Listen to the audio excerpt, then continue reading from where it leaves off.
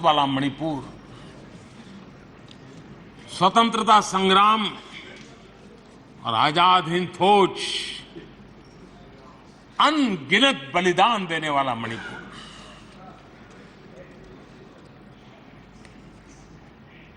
कांग्रेस के शासन में ऐसा महान हमारा भूभाग अलगाव की आग में बलि चढ़ गया था। आखिर क्यों? आदरणीय अध्यक्ष जी, आप सबको भी मैं याद दिलाना चाहता हूं साथियों, यहां मेरे जो नॉर्थ ईस्ट के भाई हैं उनको हर चीज का पता है।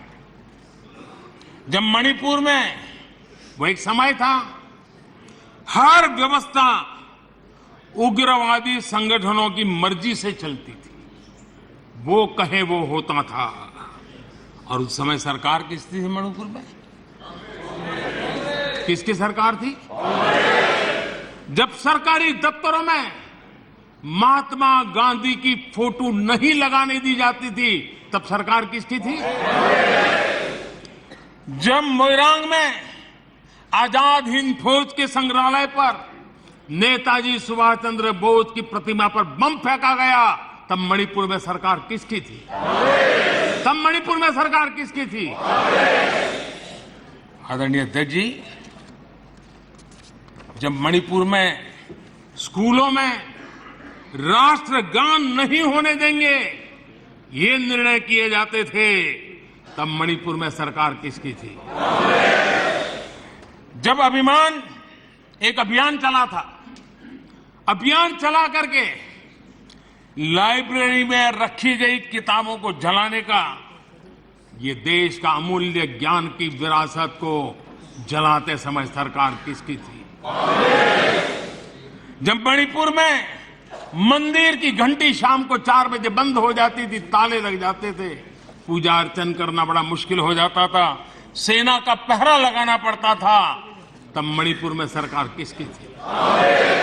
आदरणीय अध्यक्ष जी, जब इम्फाल के इस्कॉन मंदिर पर बम फेंककर श्रद्धालुओं की जान ले ली गई थी, तब मणिपुर में सरकार किसकी थी?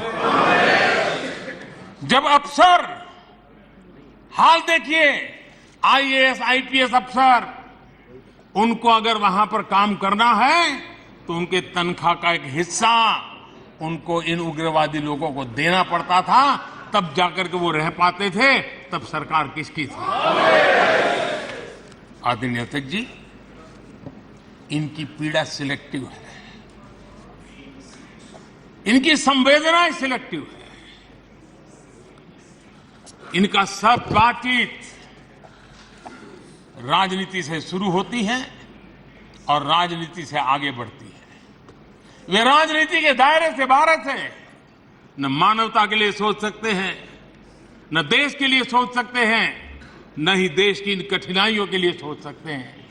उनको सिर्फ राजनीति के सिवा कुछ सूझता नहीं है। आदरणीय अध्यक्ष जी, मणिपुर में जो सरकार है और पिछले 6 साल से इन समस्याओं का समाधान ढूंढने के लिए लगातार कोशिश, समर्पित भाव से कोशिश कर रही है। बंद और ब्लॉकेड का जमाना कोई भूल नहीं सकता है। मणिपुर में आए दिन बंद और ब्लॉकेड होता था, वो आज बीते दिन की बात हो चुकी है। शांति स्थापना के लिए, हर एक को साथ लेकर चलने के लिए एक विश्वास जगाने का प्रयास निरंतर हो रहा है, आगे भी होगा। और जितना ज्यादा हम राजनीति को दूर रखेंगे, उतनी शांति निकट आएगी। ये मैं देशवासियों को विश्वास दिलाना चाहता हूं। आदरणीय अध्यक्ष जी, हमारे लिए नॉर्थ ईस्ट आज भले हमें दूर लगता हो, लेकिन जिस प्रकार से साउथ ईस्ट एशिया का विकास हो रहा है, जिस प्रकार से आसियान देशों में का महत्व बढ़ रहा है, वो दिन दूर नहीं होगा। हमारे ईस्ट की इस प्रगति के साथ साथ नॉर्थ ईस्ट वैश्विक दृष्टि से सेंटर पॉइंट बनने वाला है। और मैं ये देख रहा हूं, और इसलिए मैं पूरी ताकत से आज नॉर्थ ईस्ट की प्रगति के लिए लग रहा हूं। वोट के लिए नहीं कर रहा हूं जी। मुझे मालूम है कि करवट लेता हुआ विश्व की नई संरचना किस प्रकार से साउथ ईस्ट एशिया और आसियान कंट्री के अंदर प्रभाव पैदा करने वाली, और तब नॉर्थ ईस्ट का क्या महत्व बढ़ने वाला है, और नॉर्थ ईस्ट की जाहो जलाली गौरव गान फिर से कैसे शुरू होने वाला है, वो मैं देख सकता हूं, और इसलिए मैं लगा। आदरणीय अध्यक्ष जी, और इसीलिए हमारी सरकार ने नॉर्थ ईस्ट के विकास को पहली प्राथमिकता दी है। पिछले 9 वर्षों में लाखों करोड़ रुपए नॉर्थ ईस्ट के इंफ्रास्ट्रक्चर पर हमने लगाए हैं। आज आधुनिक हाईवे, आधुनिक रेलवे, आधुनिक नए एयरपोर्ट, ये नॉर्थ ईस्ट की पहचान बन रहे हैं। आज पहली बार अगरतला रेल कनेक्टिविटी से जुड़ा है। पहली बार मणिपुर में गुड्स ट्रेन पहुंची है। पहली बार नॉर्थ ईस्ट में वंदे भारत जैसी आधुनिक ट्रेन चली है। पहली बार अरुणाचल प्रदेश में ग्रीनफील्ड एयरपोर्ट बना है। पहली बार अरुणाचल में सिक्किम जैसे राज्य एयर कनेक्टिविटी से जुड़ा है। पहली बार वाटरवेज के जरिए पूर्वोत्तर इंटरनेशनल ट्रेड का गेटवे बना है। पहली बार नॉर्थ ईस्ट में एम्स जैसा मेडिकल संस्थान खुला है। पहली बार मणिपुर में देश की पहली स्पोर्ट्स यूनिवर्सिटी खुल रही है। पहली बार मिजोरम में Indian institute of mass communication जैसे संस्था खुल रहे हैं। पहली बार केंद्रीय मंत्रिमंडल में नॉर्थ ईस्ट की इतनी भागीदारी बढ़ी है। पहली बार नागालैंड से एक महिला सांसद राज्यसभा में पहुंची है। पहली बार इतनी बड़ी संख्या में नॉर्थ ईस्ट के लोगों को पद्म पुरस्कार से सम्मानित किया गया है। पहली बार पूर्वोत्तर से लसित बरफुकन जैसे नायक की झांकी गणतंत्र दिवस में शामिल हुई है। पहली बार मणिपुर में रानी गाइडिंलिउ के नाम पर पूर्वोत्तर का पहला ट्राइबल फ्रीडम फाइटर म्यूजियम बना है। आदरणीय अध्यक्ष जी, हम जब सबका साथ सबका विकास कहते हैं, ये हमारे लिए नारा नहीं है, ये हमारे शब्द नहीं है, ये हमारे लिए आर्टिकल ऑफ फेथ है, हमारे लिए कमिटमेंट है, और हम देश के लिए निकले हुए लोग हैं। हमने तो कभी जीवन में सोचा ही नहीं था कि कभी ऐसी जगह पर आकर के बैठने का सौभाग्य मिलेगा, लेकिन ये देश की जनता की कृपा है कि उसने हमें अवसर दिया है। तो मैं देश की जनता को विश्वास दिलाता हूं, शरीर का कण कण, समय का पल पल सिर्फ और सिर्फ देशवासियों के लिए, सिर्फ देशवासियों के लिए।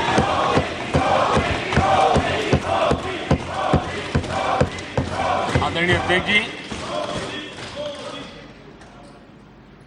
मैं अपने विपक्ष के साथियों की एक बात के लिए आज तारीफ करना चाहता हूं, क्योंकि वैसे तो वो सदन के नेता को नेता मानने को तैयार नहीं है। मेरे किसी भाषण को उन्होंने होने नहीं दिया है, लेकिन मुझ में धैर्य भी है, सहन शक्ति भी है, और जेल भी लेता हूं, और वो थक भी जाते हैं। लेकिन एक बात के लिए मैं तारीफ करता हूं, सदन के नेता के नाते मैंने 2018 में उनको काम दिया था कि 2023 में आप अविश्वास प्रस्ताव लेकर, और मेरी बात मानी उन्होंने।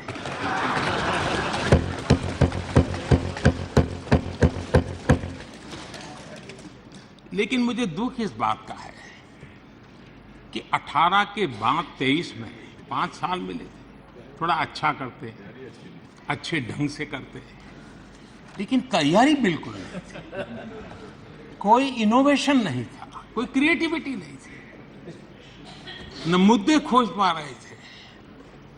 पता नहीं, ये देश को इन्होंने बहुत निराश किया है। राष्ट्र, चलिए कोई बात नहीं, 2028 में हम फिर से मौका देंगे। लेकिन मैं इस बार उनसे आग्रह करता हूं कि जब 28 में आप अविश्वास प्रस्ताव लेकर के आए हमारी सरकार के खिलाफ, थोड़ी तैयारी करके आइए, कुछ मुद्दे ढूंढ करके आइए। ऐसे क्या घिसी-पिटी बातें लेकर के घूमते रहते हो, और देश की जनता को थोड़ा विश्वास इतना मेरे से कि चलो भाई आप विपक्ष के भी योग्य हो, इतना तो करो। आपने वो योग्यता भी खो दी है। मैं आशा करता हूं कि थोड़ा होमवर्क करेंगे। तू मैं और चिल्लाना, चिखना, नारेबाजी करना, उसके लिए तो 10 लोग मिल जाएंगे उनको, लेकिन थोड़ा दिमाग वाला भी काम कीजिए ना।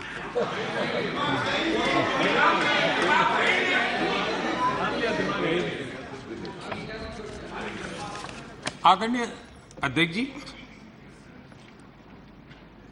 राजनीति अपनी जगह पे है। संसद ये दल के लिए प्लेटफॉर्म नहीं है। संसद ये देश के लिए सम्मानीय सर्वोच्च संस्थान है, और इसलिए सांसदों के लिए भी इसके प्रति गंभीरता होना बहुत जरूरी है। देश इतने संसाधन लगा रहा है, देश के गरीब के हक का यहां खर्च किया जाता है, यहां का पल पल का उपयोग देश के लिए होना चाहिए, लेकिन ये गंभीरता विपक्ष के पास नजर नहीं आ रही है। इसलिए अध्यक्ष जी, ये राजनीति ऐसी तो नहीं हो सकती, चलो खाली है जरा संसद घुमाते हैं, इसलिए संसद है क्या? ये तरीका होता है क्या? आदरणीय अध्यक्ष जी, ये चलो संसद घुमाते भावना से राजनीति तो चल सकती है, देश नहीं चल सकता है। यहां देश चलाने के लिए हमें काम दिया है, और इसलिए उस जिम्मेवारी को अगर पूरा नहीं करते हैं तो हम जनता जनार्दन का, अपने मतदाताओं का विश्वासघात करते हैं, और इन्होंने विश्वासघात किया है। आदरणीय अध्यक्ष जी, मेरा इस देश की जनता पर अटूट विश्वास है, अपार विश्वास। और मैं अध्यक्ष जी विश्वास से कहता हूं कि हमारे देश के लोग एक प्रकार से अखंड विश्वासी लोग हैं।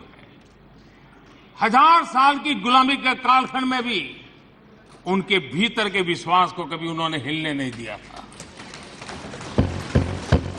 ये अखंड विश्वासी समाज है, अखंड चैतन्य से भरा हुआ समाज है। ये संकल्प के लिए समर्पण करने की परंपरा को लेकर चलने वाला समाज है। वयम राष्ट्रांग भूतः कह करके देश के लिए उसी संवेदना के साथ काम करने वाला ये समाज है। और इसलिए माननीय अध्यक्ष जी, ये ठीक है कि गुलामी के कालखंड में हम पर बहुत हमले हुए, बहुत कुछ झेलना पड़ा हमें, लेकिन हमारे देश के वीरों ने, हमारे देश के महापुरुषों ने, हमारे देश के चिंतकों ने, हमारे देश के सामान्य नागरिक ने विश्वास की उस लौ को कभी बूझने नहीं दिया था जी। कभी भी वो लौ कभी बूझी नहीं जी। और जब लौ बूझी नहीं तो उस प्रकाश पुंज की साए में आज लोग हम उस आनंद को ले रहे हैं। आदरणीय अध्यक्ष जी,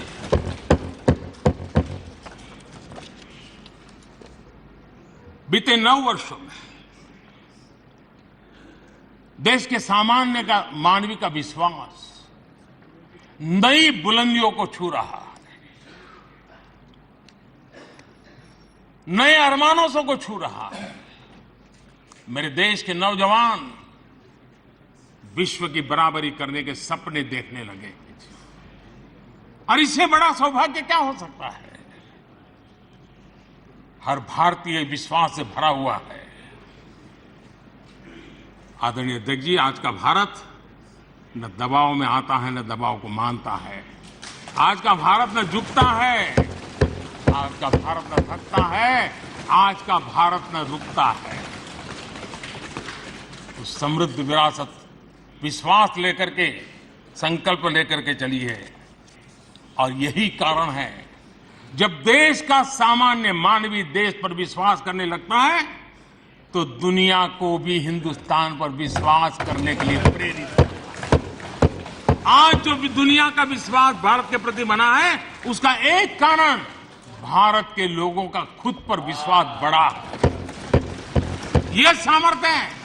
कृपा करके इस विश्वास को तोड़ने की कोशिश मत कीजिए। मौका आया है देश को आगे ले जाने का। समझ नहीं सकते तो चुप रहो, इंतजार करो, लेकिन देश के विश्वास को विश्वासघात कर करके तोड़ने की कोशिश मत करो।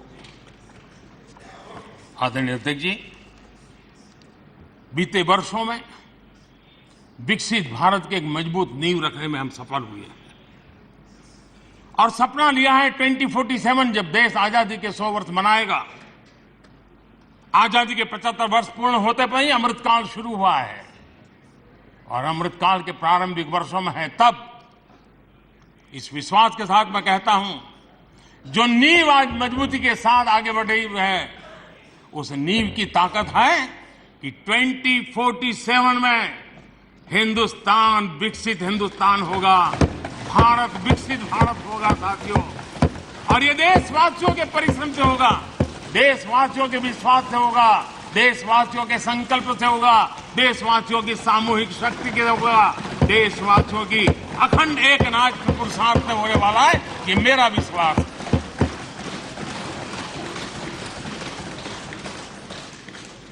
आदरणीय अध्यक्ष जी, हो सकता है यहां जो बोला जाता है वो रिकॉर्ड के लिए तो शब्द चले जाएंगे, लेकिन इतिहास हमारे कर्मों को देखने वाला है, जिन कर्मों से एक समृद्ध भारत का सपना साकार करने के लिए मजबूत नींव का कालखंड रहा है, उस रूप में देखा जाएगा। इस विश्वास के साथ आदरणीय अध्यक्ष जी, आज सदन के सामने मैं कुछ बातें स्पष्टतापूर्वक करने के लिए आया था और मैंने बहुत मन पर संयम रख करके उनकी हर अपशब्दों को हंसते हुए, अपने मन को खराब न करते हुए 140 करोड़ देशवासियों को, उनके सपनों और संकल्पों को अपनी नजर के सामने रख करके मैं चल रहा हूं। मेरे मन में यही है और मैं सदन के साथियों से आग्रह करूंगा,